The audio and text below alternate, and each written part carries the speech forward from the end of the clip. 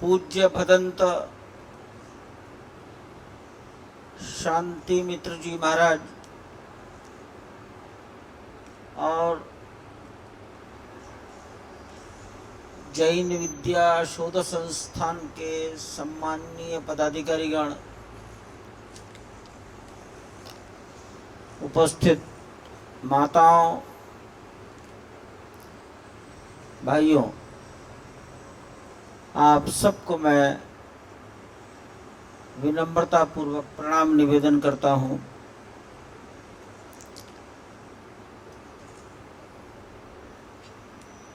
मैं तो याद ही नहीं था यहाँ आना है। हाँ तो की थी, लेकिन वो डायरी में नहीं लिखा था, दिमाग की डायरी में लिखा नहीं गया। वो कागज की डायरी तो कागज की है, कहीं भी छूट जाती है। खैर, समय के पूर्व ध्यान आ गया।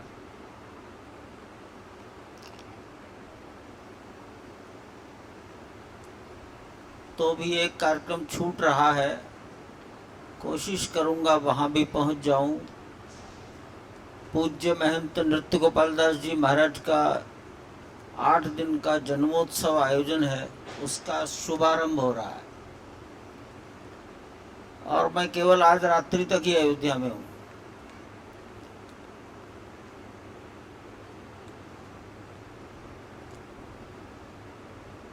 एक शब्द है विद्वान, इस शब्द का मेरे से कोई रिश्ता नहीं।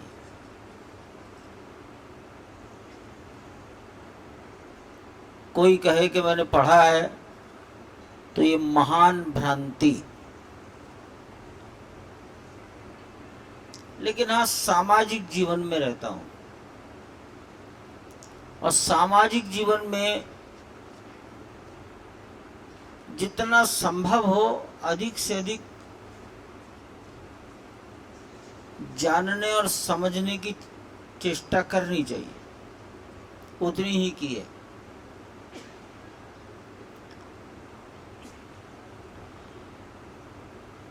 अब राम जन्मभूमि के इस मुक्ति आंदोलन से 1985 से मुझे कहा गया इसमें लग जाओ। अब हमको क्या मालूम था लगने का मतलब डूबना होता है।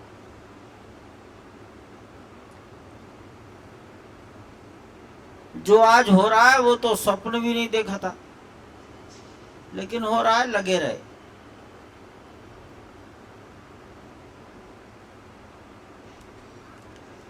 और शायद यही कारण सरकार को ध्यान में आया होगा, गुप्तचर सेवाओं ने, अन्य लोगों ने कहा होगा इसी व्यक्ति को रखो।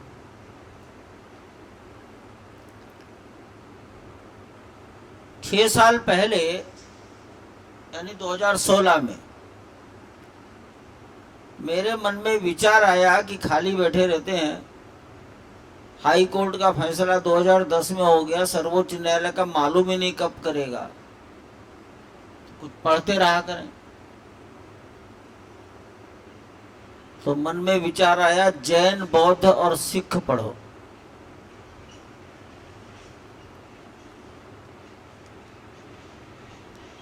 तो तीनों की कोई एक एक अच्छी प्रामाणिक व्यक्ति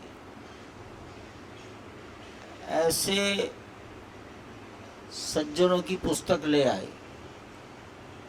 सब मिल जाती हैं, जिन खोजा तिन पाइया, खोजने पर सब मिलता है। और मैंने सबसे पहले जैन पढ़ा।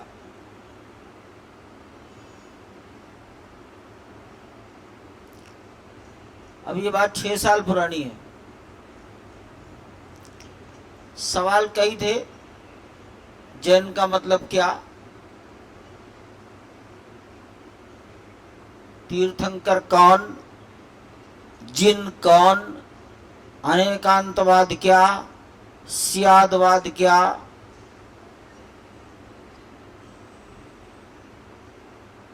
थोड़ा थोड़ा पढ़ा, फिर दोबारा देखा, फिर लाइनें करनी, खींचनी शुरू करी। किताब काली करनी पड़ती है लाइन खींचकर।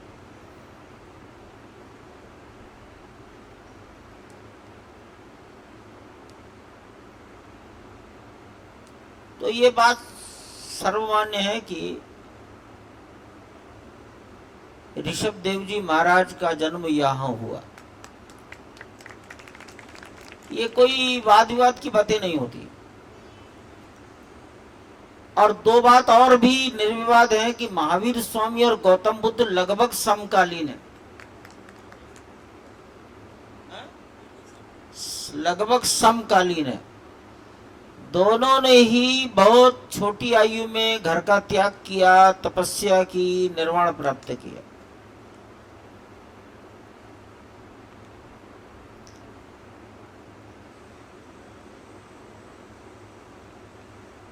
एक बात मेरे मन में आई कि भाई देश में काल क्रम से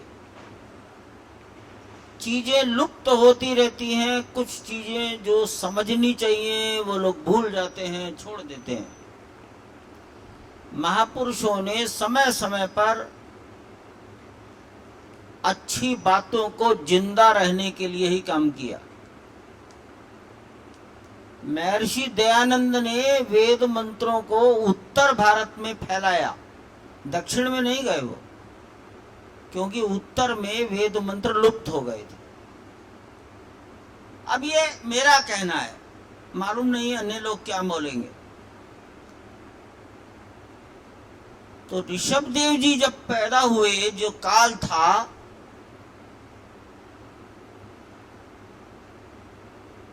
ये पढ़कर सोचना ही पड़ेगा कि उस समय जीवन यापन कैसे होता होगा। क्योंकि ऋषभ देव जी महाराज के बारे में वर्णन आता है, असी मसी कृषि। असी कैसे किसे कहते हैं? असी का मतलब है असी धारा। असी कहते हैं तलवार को, असी कहते हैं शस्त्र को। तो ऋषभ देव जी ने असी, इसका अर्थ है लोगों को पुरुषार्थ जगाया होगा। और मसी कहते हैं लिखने वाली स्याही को। तो क्या ऋषभ देव जी महाराज ने मसी पर आग्रह किया, यानी लेखन क्रिया। और तीसरा है कृषि। आज कृषि शब्द का अर्थ समझते हैं। इन तीन बातों पर ऋषभ देव जी ने उस काल में आग्रह किया जब वो थे।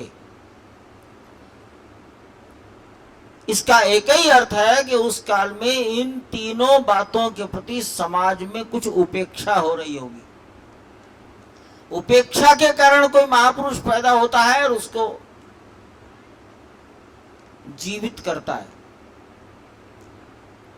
ऐसा ऋषभ देव जी का वर्णन मैंने पढ़ा।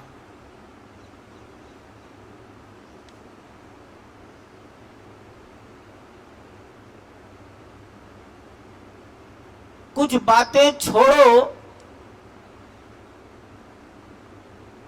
और कुछ बातों को जीवन में अपनाने का प्रयास करो।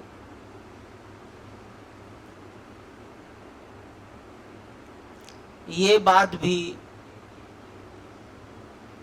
समाज में चली।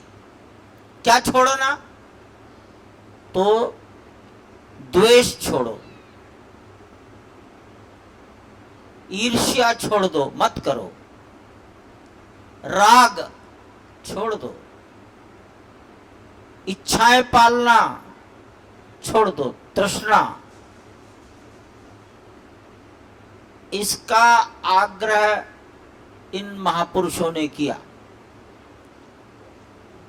अब ये सब ग्रंथों में लिखा जाता है, लेकिन लिखा ही जाता है, व्यवहार बड़ा कठिन हो गया है। तो जिन्होंने समाज में इन चीजों को छोड़ा, मैंने समझा है कि उन्हीं के लिए जिन शब्द है, ठीक है। और जो उनके अनुयायी बने उनके लिए शब्द पड़ा जैन। और जिन्होंने इन बातों को छोड़ा, तो कुछ छोड़ना है तो कुछ प्राप्त करना है, तो कहा तपस्या, त्याग, त्याग किसका, किसको छोड़ना? तो बहुत ज्यादा संग्रह मत करो, अपरिग्रह इसी का नाम है ना। जो आवश्यकता है उतना करो। तो कौन सी अच्छी बातों को जीवन में स्वीकार करना और किन को छोड़ना? अब ये जो ओम नमो अरिहंताणम, अरि कौन है? तो सामने बैठा हुआ आदमी अरि नहीं है। हमारे अंदर जो राग द्वेष ईर्ष्या पल रही है, अहंकार पलता है, गलत आचरण करके सफल बनने की चेष्टा पलती है, गलत ढंग से अन्य काम करके आगे निकल जाएंगे। इसके लिए शायद ये अरि शब्द है। ये आंतरिक कमजोरियों को छोड़ना। वो 5 प्रकार के पाप का भी मैंने वर्णन पढ़ा है? ये जैन परंपरा में है ना, 5 प्रकार के पाप। तो जब छोड़ना तो अंदर खोजना कौन कौन सी कमजोरियां हैं। एक साथ तो सब छूटती नहीं, अभ्यास करना पड़ता है। इसलिए लेकिन इनको जिन्होंने छोड़ा, तपस्या, त्याग, ऐसी चीजों को जिन्होंने जीवन में आत्मसात कर लिया, ऐसे लोगों के लिए शायद ये शब्द बना है तीर्थंकर। ऐसे महापुरुषों के लिए तीर्थंकर शब्द है। जो कुछ बोला उसको जीवन में आत्मसात कर लिया, स्वप्न में भी उसके विरुद्ध आचरण नहीं हुआ। इसलिए मैंने लिखा अपनी कभी कागज पर डायरी में कि जैन और बौद्ध ये दोनों आचरण धर्म हैं। ये आचरण पर आग्रह करते हैं। अब जैसे एक शब्द आया है श्रवण, तो ये परंपरा है श्रवण। एक परंपरा को कहा गया वैदिक और एक को कहा गया श्रवण। अब इस श्रवण के भी 3 अर्थ मैंने देख लिए जैन ग्रंथ में या जैन पोथी में। श्रवण में श्रम शब्द है, तो श्रम का मतलब है परिश्रम और पुरुषार्थ, तब है श्रवण। समर्थ वाला दूसरा शब्द है शमन। तो शम कहते हैं जबरदस्ती दबाना नहीं, अपने अंदर के जो इंद्रियों की इच्छा, उन इच्छाओं को धीरे धीरे वश में करना, इसका नाम है शायद शमन। और तीसरा शब्द है शय, तालव्य है, इस शय को दंतव्य कर दो तो नाम हो जाएगा समन। तो समन शब्द में सम है, सम यानी समता, कोई ऊंचा नहीं कोई नीचा नहीं। इसीलिए जैन परंपरा में एक किसी राजा का बेटा और एक गरीब का बेटा दोनों एक साथ बैठते हैं। ऐसा प्रकार का आचरण और व्यवहार, यही आग्रह जिनका है। महावीर स्वामी जी ने अहिंसा को बहुत आग्रह किया, लेकिन उसके पूर्व के भी जो जैन तीर्थंकर थे उन्होंने भी किया, उन्होंने भी इस शब्द का प्रयोग किया है। अब वो हिंसा कैसी है ये बड़ी व्याख्या हो सकती है, मैं इस विषय को छोड़ता हूं। अनेकांतवाद, ऐसा लिखा पढ़ा मैंने कि महावीर स्वामी ने अपने काल में 360 से भी अधिक धर्मों को जाना। 363 मैंने कहा ना, मैंने पढ़ा जब तो 363 धर्मों की चर्चा की उन्होंने, लेकिन क्या कहा, इसमें से कोई भी पूर्ण नहीं है। ये धर्म की 363 महापुरुषों द्वारा की गई व्याख्याएं हैं। अरे प्राचीन ग्रंथों में लिखा है, एकम सत विप्रा बहुधा वदंती। सत्य एक है, विद्वान लोग अलग अलग ढंग से व्याख्या करते हैं। महावीर स्वामी कहते हैं 363 प्रकार के धर्मों को तो मैंने देख लिया, पढ़ लिया, जान लिया। ये व्याख्याएं हैं, सत्य कुछ भी नहीं है। और वो उदाहरण देते हैं, 5 अंधों के बीच में एक हाथी आ गया। हाथी कैसा? किसी के हाथ में सूंड है, किसी के हाथ में पैर है, किसी के हाथ में दांत है और किसी के हाथ में कान है, उसके लिए वही हाथी है। ऐसे ये 363 प्रकार की व्याख्याएं हैं। अंतिम सत्य खोजने के लिए ही सबने प्रयास किया। उसी को निर्वाण, निर्जर ऐसे शब्दों को भी मैंने पढ़ लिया है। निर्जरा तो अनेक प्रकार की व्याख्याओं को किसको सही कहें? ये हो सकता है और ये भी हो सकता है, ये भी हो सकता है, ये भी हो सकता है। इसीलिए स्यादवाद, स्यादवाद इसी व्याख्या का नाम है। ये सही, ये सही, ये भी हो सकता है, ये भी हो सकता है। इसी को अनेकांतवाद कहा है। महावीर स्वामी ने अनेकांतवाद अर्थात आज जो कुछ दुनिया में दिखाई दे रहा है, ये सब व्याख्याएं हो सकती हैं, अंतिम सत्य कुछ और है।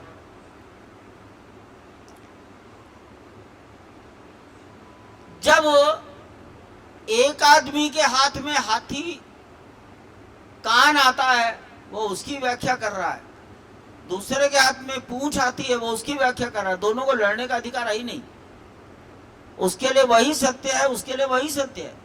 तो 363 प्रकार के व्याख्याओं के अनुसार आचरण करने वाले व्यक्तियों को आपस में लड़ने का अधिकार नहीं। तो वो मिलजुल कर कहें, उनकी बात भी सही, इनकी बात भी सही, 363 महापुरुषों के द्वारा कही गई बातें सब सत्य। वो व्याख्याएं ये आपस के संघर्ष को जन्म दे ही नहीं सकता। ये सब सबका सम्मान करने की ही प्रेरणा देगा, सबका सम्मान करने की प्रेरणा देगा। मैं समझता हूं अनेकांतवाद को महावीर स्वामी ने इसी ढंग से शायद बोलने की, हम भी ये जो समाज के, जब हमसे कहा जाता है शांति कैसे कायम हो, तो मेरे जैसा आदमी कहता है बड़ा सरल सिद्धांत है, बहुत सरल फार्मूला है। और वो फार्मूला क्या है? तुम्हारा विचार भी सत्य है तो मेरा विचार भी सत्य है। तुम्हारे विचार का पालन करने से अगर शांति मिलेगी तो मेरे विचार का पालन करने से मुझे भी शांति मिलेगी। आपके मार्ग पर चलने से शांति है और मेरे मार्ग पर चलने से अशांति है। अगर ऐसा चिंतन बना रहा तो संघर्ष चलता ही रहेगा।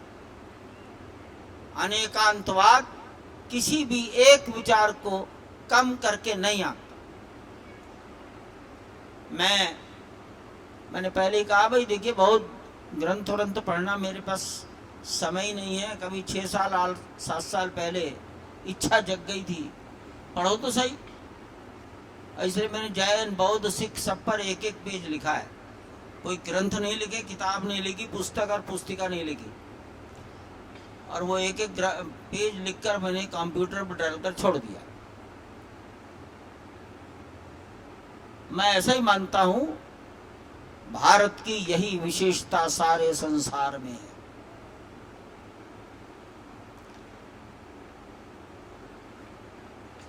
स्वामी विवेकानंद ने 19वीं शताब्दी में अमेरिका के शिकागो में जो भाषण दिया है, वो 2-3 मिनट के भाषण को पढ़ लीजिए इंटरनेट से। मैं कौन से देश से आया हूं, तो उन्होंने देश की महिमा का वर्णन किया है जिसने किसी दूसरे को सताया नहीं और जिसने किसी दूसरे को अपने से छोटा नहीं माना। सब बराबर है, सभी विचार एक समान और बराबर है। इसी विचार के कारण दुनिया में सुख और शांति फैलेगी। इसलिए ये जो आचरण धर्म है और महावीर स्वामी का जो चिंतन है, इसको तो भाई अब मैं तो अध्ययन करूंगा नहीं, मैं तो ओवरेज हो गया। अब आप क्या अध्ययन करेंगे? अध्ययन करें लड़के, इनको करना है और अपनी बुद्धि के अनुसार लिखना है। लिखने का असर तब होता है जब आपके द्वारा लिखी गई बातों का आप स्वयं अपने जीवन में थोड़ा बहुत पालन करते हैं। जय श्री राम।